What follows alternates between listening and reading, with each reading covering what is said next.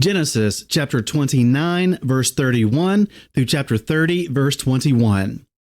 And Yahweh saw that Leah was unloved, and he opened her womb, but Rachel was barren. And Leah conceived and bore a son, and she called his name Reuben. For she said, For Yahweh has looked on my affliction, because now my husband is going to love me. And she conceived again and bore a son, and said, Because Yahweh has heard that I am unloved, he gave me this son too. And she called his name Shimon. And she conceived again and bore a son, and said, Now this time my husband is joined to me, because I have borne him 3 sons. So his name was called Lewi.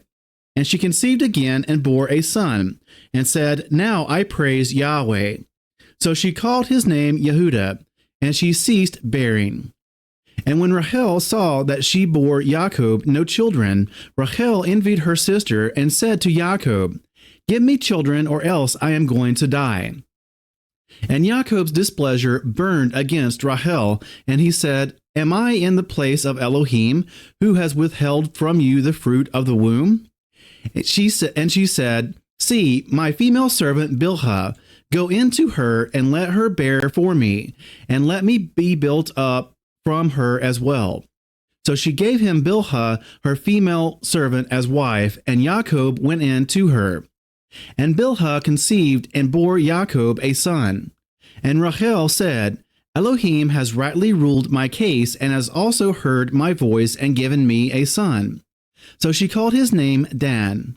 And Rachel's female servant Bilhah conceived again and bore Jacob a second son. And Rachel said, With great wrestlings I have wrestled with my sister, and I have overcome. So she called his name Naphtali.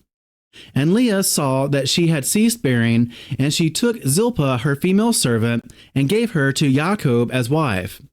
And Leah's female servant Zilpah bore Jacob a son.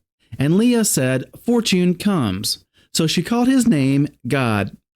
And Leah's female servant Zilpah bore Jacob a second son. And Leah said, I am happy, for the daughters shall call me happy. So she called his name Asher. And Reuben went in the days of wheat harvest, and found love apples in the field, and brought them to his mother Leah.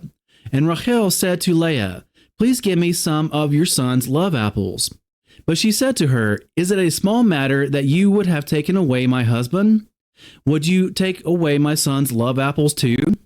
And Rachel said, Therefore let him lie with you tonight for your son's love apples.